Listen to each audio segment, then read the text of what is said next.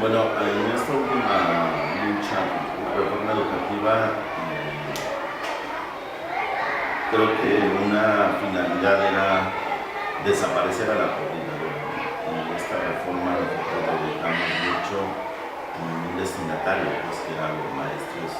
llamados disidentes. Es decir, que si lograban imponer en toda su magnitud la reforma, prácticamente era clonar a la coordinadora, ¿no? Pensaron que si quitaban una base social importante que eran los maestros de estos contingentes,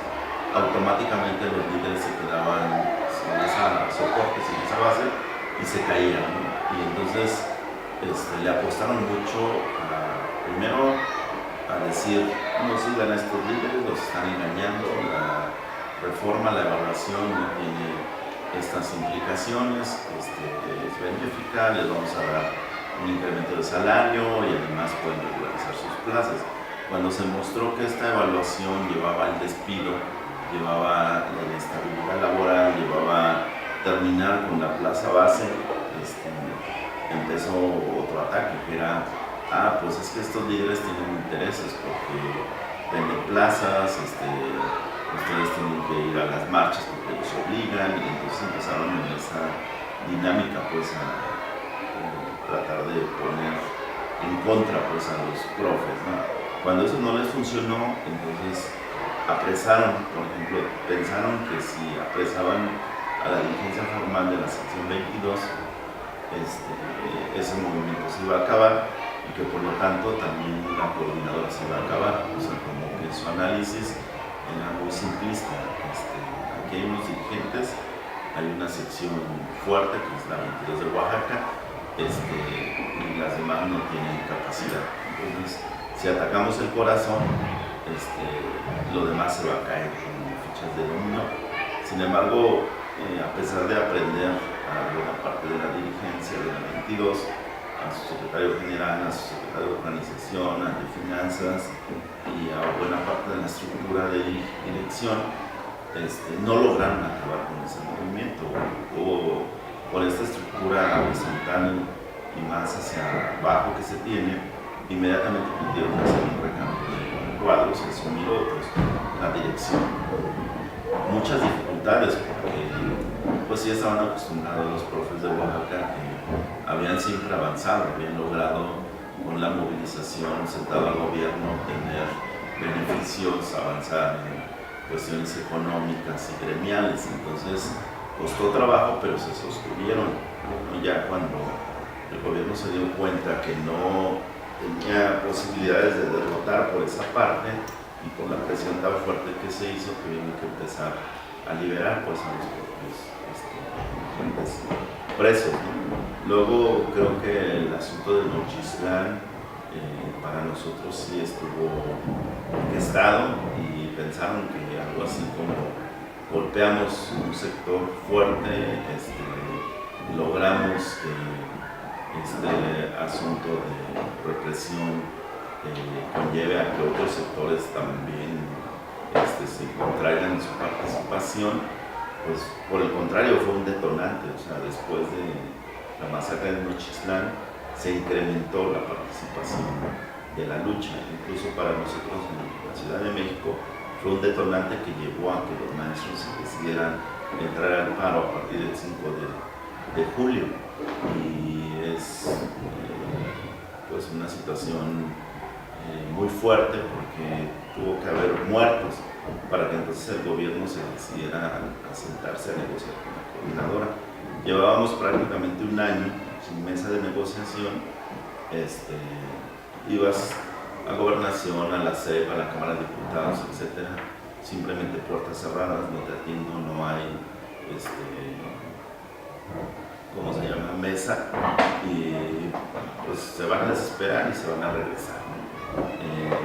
El plantón que se instaló primero en las inmediaciones de la Secretaría de Gobernación fue desalojado de manera violenta, luego se volvió a instalar en las inmediaciones de la SEP en Santo Domingo, nuevamente fue desalojado, incluso llevaron ahí autobuses para regresar a los maestros a sus estados. Sin embargo, inmediatamente se volvió a reinstalar, ¿no?, en la ciudad. Este plantón fue creciendo en el receso escolar, que esperaban también que ya los maestros se van de vacaciones. Asunto terminado, por el contrario, hubo mayor presencia, y a partir de ahí se pudo estructurar una movilización constante, ¿no?, de maestros. Llegaron a ser miles los que estuvieron plantados ahí en la Ciudadela. Entonces, como que son procesos que a veces el gobierno piensa que te golpeo y entonces te vas a alejar, y a veces sucede lo contrario. La gente como que se decide más, como que dice, pues no podemos dejar que estén masacrando a los habitantes ahí de Oaxaca, entonces pues vamos a entrar y vamos a incorporarlo, ¿no? Entonces yo creo que son procesos complejos que también para nosotros nos cuesta trabajo entender, como por ejemplo los maestros de la Ciudad de México a veces pueden salir por miles y luego ya no. O sea, luego volverse a retraer, a estar solo en su escuela, y otra vez pasa tiempo para que nuevamente pueda avanzar pues, en alguna situación.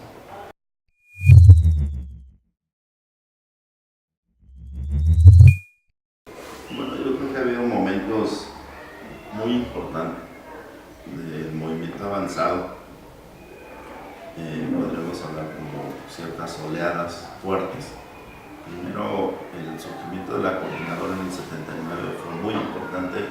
porque permitió tener una organización nacional que aglutinó pues, un descontento de miles de maestros. El haber permanecido la primera década hasta el 89 en un proceso de resistencia fue muy fuerte porque implicó una represión. Por ejemplo, en Oaxaca se contabiliza alrededor de 150 maestros asesinados, porque además allí se mezcló una parte del magisterio con procesos de lucha contra caciques en las regiones, en los pueblos. Implicó desaparición y asesinato de maestros y maestros presos. Luego, en el 89 hay una oleada muy grande que logra romper un tope salarial, logra un aumento del 25% para todo el gremio, que incluso arrastró a otros movimientos a pelear pues, por algo similar, ¿no? Y en la democratización del sindicato se logró recuperar secciones importantes como la sección 9, que en el 89 logró derrotar a los charros incluso en su propio espacio y conquistó su estructura estatutaria, ¿no? El comité ejecutivo de la sección 9, que se mantuvo durante 4 comités y que desafortunadamente en el quinto comité, quien llevó a la Secretaría General fue cooptada por el Esther Gordillo, después de haber estado presa con otros 4 compañeros un mes. Logra pues, jalarla para estar en la dirección del Comité Nacional del Sindicato, y bueno, eso nos implicó 10 años donde estuvimos muy sujetos pues, a una cuestión de control nuevamente, ¿no? Digamos que hay otro momento fuerte en el 2006, que es la lucha en Oaxaca, el surgimiento de la Asamblea Popular de los Pueblos de Oaxaca, que además la sección 22 pues, fue ahí punta de lanza pues, en un proceso organizativo que hasta el momento ha sido pues, ejemplar en términos de que se logró el mayor acuerpamiento de fuerzas populares, sociales en ese estado, y que fue prácticamente un ensayo de una revuelta que está considerada como la primera revuelta ya del siglo XXI, de manera que logró ensayar organización popular tomar el control de buena parte del estado y fundamentalmente de la ciudad de Oaxaca. Nuevamente hubo una represión muy fuerte que apagó pues esa capacidad de estructura, de movilización, y bueno, todavía hay secuelas. Hubo 25 asesinados en ese tiempo, hubo presos, hubo una dispersión del movimiento, pero en esta última batalla pues nuevamente surgió, pues sí está ahí latente la posibilidad de un ejercicio fuerte de organización popular. Luego en el 2007 hubo una batalla contra la reforma a la ley del ISSSTE, que les decía logró modificar una parte de esta reforma que si bien modificó sustancialmente el régimen de pensiones para los burócratas, logró también ensayar otras formas, como fue la propia lucha jurídica que se dio a través de 2,5 millones de amparos y el haber incluso obligado a la Suprema Corte de Justicia a tener que emitir pues una resolución sobre esta reforma a la ley del ISSSTE. En la lucha contra los antecedentes de la reforma educativa, que fue la alianza la Alianza por la Calidad Educativa, hubo movilizaciones muy fuertes, sobre todo en Morelos y Puebla, que cuestionaron fuertemente pues este antecedente de la reforma educativa, y la última etapa pues de los finales del 2012 a la fecha. Consideramos que hubo varios logros muy importantes, ¿no? Uno, que se cuestionó fuertemente la llamada reforma mayor de estas 11 que ha ensayado el Estado, y que pensó que si lograba pasar la reforma educativa, pues las demás en cascada iban a funcionar sin mayor problema. Yo creo que ha sido el proceso de resistencia más largo, más complejo a una reforma de este tamaño, que no ha logrado, el Estado no ha logrado imponerla de todo, pues tiene lagunas, tiene huecos muy grandes, que ha tenido una y otra vez que posponer evaluaciones, que utilizar la fuerza pública para imponerse, que ha recurrido pues a las situaciones pues más de fuerza, más fuertes, para tratar de imponer una reforma que no convence, ¿no? Ha tenido que aplazar, y ahorita el triunfo fue de una evaluación obligatoria para todos los docentes a una evaluación entre comillas voluntaria, ¿no? Entonces ahí hay un balance que estamos todavía discutiendo, pero que en términos generales consideramos que el capital político de la coordinadora se incrementó, la capacidad de fuerzas movilizadas en el terreno numérico rebasa por mucho lo que habíamos hecho en años anteriores. Logramos llegar a sectores que no teníamos la posibilidad, y que esto nos abrió espacios prácticamente en todo el país. Hubo momentos álgidos de la lucha donde en todos los estados había movilización, y además una decisión muy fuerte de los maestros, pero también población, por lograr contener, y muchos lo ubicaron así: si los maestros salen derrotados en esta lucha, entonces ningún otro va a poder ejercer alguna posibilidad. Venía la derrota del ESME, el desmantelamiento que tuvo su centro de trabajo, la economía federal, y como echarle más gasolina, ¿no?, al fuego, y que se va incrementando. Pues no hemos estado exentos de errores. Yo creo que en el momento más álgido que tuvimos de movilización, tuvo que haberse cerrado una etapa de negociación. Se pensó que todavía podía dar para más, que veníamos de procesos muy fuertes, por ejemplo en Chiapas, donde prácticamente todo el estado estuvo paralizado, pero que no logró desplegar de la misma forma en todos los lugares, ¿no? Que aquí en la Ciudad de México logramos un repunte muy fuerte, muy importante. Hubo una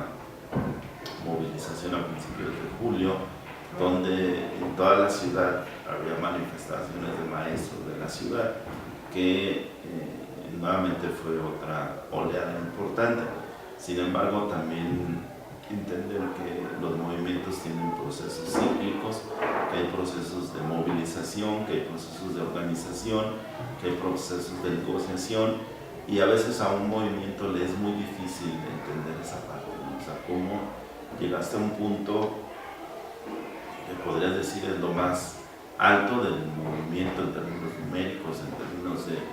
contundencia y de obligar a un gobierno a establecer un marco de negociación que le dé salida a un conflicto. También creo que hay una cuestión en la propia clase política que le imposibilita tener una negociación más clara, más abierta con un movimiento con estas características, ¿no? Y una parte de la solución la desvió hacia lo formal del sindicato, a los chavos, pues, o sea, los rescató ahí de haber estado en la lona, a darles ahora una interlocución y a quererlos levantar como beneficiarios de lo que logró un movimiento tan amplio como es el de la CENTE. En perspectiva, lo que tenemos es consolidar estas fuerzas, lograr que sean reinstalados los cesados, que salgan todos los presos, que los procesos en los que están varios todavía se terminen, porque si bien salió la mayoría, pues está sujeto a procesos judiciales que si no logramos que terminen, pues vamos a estar siempre como rehenes, decimos nosotros, de la reforma. Luego que se investigue y se castigue a los responsables de la masacre de Nochistlán, se vuelve también muy importante. Creo que en la parte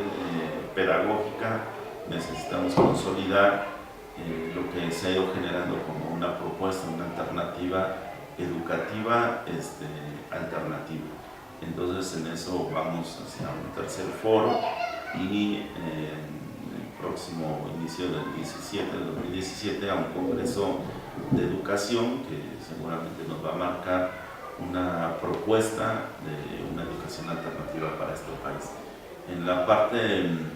legislativa pues vamos a presentar esa iniciativa que nos va a ayudar a nuevamente agrupar a muchas fuerzas en torno a un planteamiento político que estamos haciendo y que seguramente el gobierno se verá obligado a buscar también una salida, ¿no? Creo que sin proponerlo, además hemos de alguna forma descarrilado pretensiones incluso presidenciales del propio Nuño, que estaba o que sigue pues en una carrera ahí por ser el candidato, pero también del propio Osorio Chong de Gobernación. Entonces creo que ahí la ganancia es bastante, sin embargo el reto también es mayúsculo, porque pues también ellos rehacen sus fuerzas, los aliados son muy poderosos, estamos hablando de los empresarios, de las televisoras, pero también de los organismos internacionales que están empeñados en imponer una reforma educativa. Y creo que ahí, en el reciente foro que tuvimos, en el segundo foro de educación, donde vinieron compañeros de varios países, pues nos plantean que afuera este movimiento es visto como ejemplar y como la posibilidad incluso de articular a nivel, cuando menos América, la posibilidad de articulación de un movimiento mayor, ¿no? Que cuestione seriamente el neoliberalismo y que entonces confían en que la coordinadora va a tener también esa condición, que a lo mejor nosotros no lo habíamos alcanzado a entender, pero por ejemplo se documentó que en esta última jornada de lucha hubo más de 500 acciones a nivel mundial de respaldo, de apoyo, de exigencia de una salida negociada al conflicto, sobre todo después de Nochistlán, donde se multiplicaron acciones en las embajadas, en los consulados, cartas, expresiones de respaldo y demás, que ahora bueno, pues tenemos que buscar la forma de articularnos en una posibilidad de mantener pues una organización ya incluso a nivel internacional, que sería parte de las ganancias de este movimiento.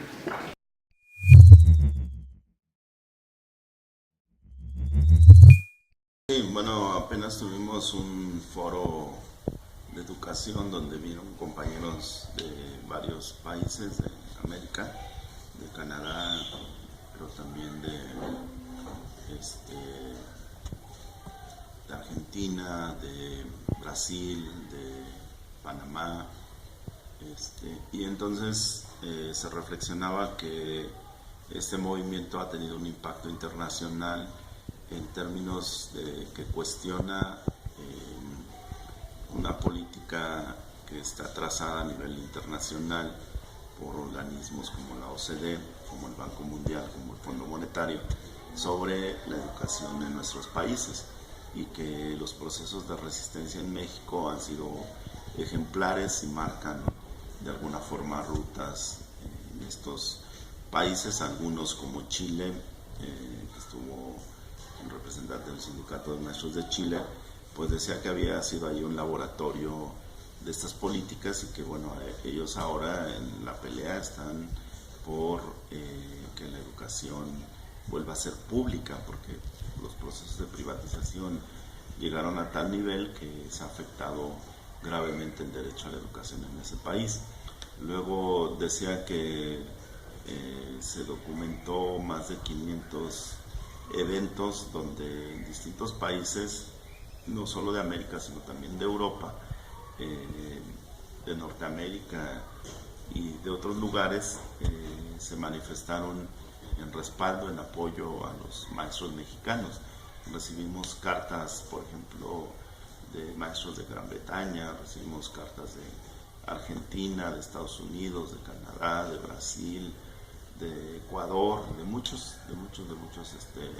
países, donde además hubo manifestaciones en los consulados, en las embajadas,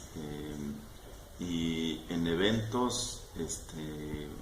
por ejemplo, de giras de Peña Nieto, hubo protestas, no solo de mexicanos en esos países, sino de gremios magisteriales o de otros sectores organizados, donde manifestaban que tenía que haber diálogo y no más represión, sobre todo después de los hechos de Nochixtlán de junio de este año. Hubo muchas manifestaciones donde la exigencia mayor era el diálogo, pues, con los maestros. Entonces creo que en esa ruta internacional la coordinadora también va a buscar avanzar en consolidar algunos espacios. Por ejemplo, en este foro se acordó constituir una coordinadora continental de trabajadores de la educación, y es probable que en noviembre de este año, a finales, tengamos un encuentro continental. Se está planteando que sea en Venezuela, donde seguramente podamos articular varias de las propuestas educativas y organizativas que tenemos. Y bueno, pues ha habido invitaciones y han acudido compañeros de la coordinadora a eventos en otros países y aquí mismo, de carácter internacional, de reflexión, de debate, de organización, de posibilidad de intercambio. Entonces creo que ha sido importante esta parte también.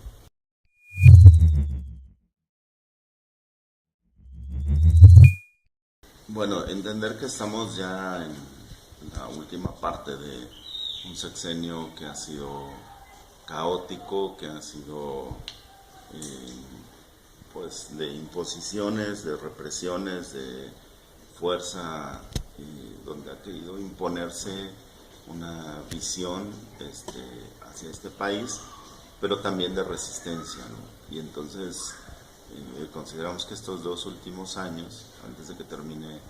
este sexenio, pues va a ser o lograr recomponer todo eso que no han podido, o lograr pues su derrota. Y hay en una coyuntura pues un debate importante, vienen elecciones presidenciales, también locales. La coordinadora desde siempre pues ha mantenido una posición independiente de estos procesos. Sin embargo, creo que va a haber un debate hasta dónde tenemos que influir y si los maestros podemos tener un papel importante en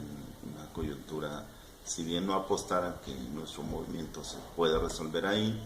sí sentimos que tiene que cambiar la correlación de fuerzas, pues hasta el momento pues han sido adversas para el movimiento social. Lo otro tiene que ver con el proceso de unidad con otros sectores que seguramente nos implica desafíos importantes, o sea, cómo lograr no solo vínculos de apoyo, de solidaridad, sino sobre todo desarrollar luchas conjuntas. Por ejemplo, en estas últimas semanas el sector salud se ha estado movilizando porque también tienen encima una reforma que les afecta gravemente a sus derechos, y bueno, pues eso va a implicar entonces un esfuerzo por unificar algunas cosas, ¿no? La defensa de la educación pública creo que se va a volver muy importante en estos próximos meses, en términos de que hay una reducción del presupuesto que necesariamente tendrá un impacto pues en la cuestión de infraestructura, matrícula, contratación de nuevos maestros, posibilidades de mejorar sus condiciones de trabajo, de vida, y entonces eso va a implicar nuevamente una lucha, ¿no? Creo que hay esfuerzos importantes también por entender que los distintos movimientos que hay en este país puedan irse unificando en torno a una plataforma común, en torno a objetivos más amplios, generales, y bueno, pues de alguna forma respaldar las luchas que se van generando de manera a lo mejor parcial. Entonces hay una coyuntura, yo creo que favorable para los movimientos sociales, la posibilidad de tener impactos mayores en las decisiones que afectan pues a este país. Vemos una descomposición de la clase política tremenda, esta parte de los gobernadores que han saqueado pues las arcas estatales. Yo creo que habla pues de una descomposición del régimen, aún no todavía en una condición de poder derrotarlos o generar un movimiento que implique su salida del gobierno, pero creo que tenemos que poner énfasis en cuestionar que las prácticas entonces de este gobierno,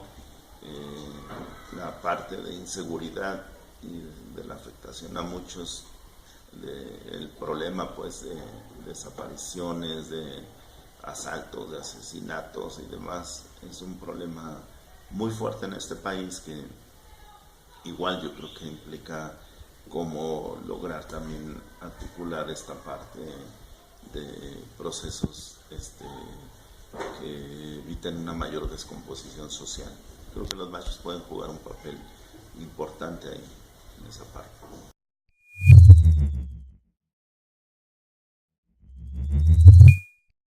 Creo que para los maestros va a ser fundamental los procesos de unidad, y yo creo que ahí vamos a apostar por buena parte de nuestro capital político y la posibilidad, porque así nos lo han señalado muchos, que la coordinadora puede articular procesos de unidad de muchos otros sectores, ¿no? Hemos tenido también a la par de esta movilización ejercicios de intercambio y de articulación. Sin embargo, son procesos todavía incipientes. En algunas movilizaciones hemos salido juntos, sin embargo, bueno, pues sigue la dinámica de cada organización, de cada referente, pero vemos que aunque se han hecho esfuerzos de unidad de muchas organizaciones, todavía prevalecen algunas situaciones que dificultan, ¿no? Como entender que de la solidaridad tiene que pasarse a la lucha conjunta, que del apoyo hacia cierto sector pues tiene que fortalecerse, como en esas luchas pueden también encontrar cabida procesos de resistencia, ¿no? A veces la coordinadora se vuelve un poquito como una caja de resonancia que puede darle voz a otros, ¿no? Y muchos se han acercado planteando, pues es que necesitamos que los maestros estén aquí, estén allá, vayan para acá, vayan para allá. Yo creo que ese proceso tenemos internamente que entenderlo, que solo la lucha de un sector va a ser muy difícil, y lo vimos pues en esta lucha contra la reforma educativa. Solamente en la parte donde se logró articular una lucha más amplia por la defensa de la educación pública, logramos que otros sectores entendieran que no era una lucha solo de los maestros, ¿no? Entonces yo creo que en esa parte vamos a tener que trabajarle bastante para que otros sectores se acerquen, nos acerquemos y busquemos confluir en un programa tal vez similar, que nos ayude a tener a muchos sectores la posibilidad de enfrentar en mejores condiciones pues un Estado que cada vez sí va más hacia la derecha, más a la privatización de los servicios, más a quitar los derechos que tal vez costaron generaciones, que costaron luchas muy amplias, y que entonces pues la coordinadora tiene que aportar su experiencia, sus formas organizativas, su capacidad también de movilización, pero sobre todo la posibilidad de articular muchas otras luchas.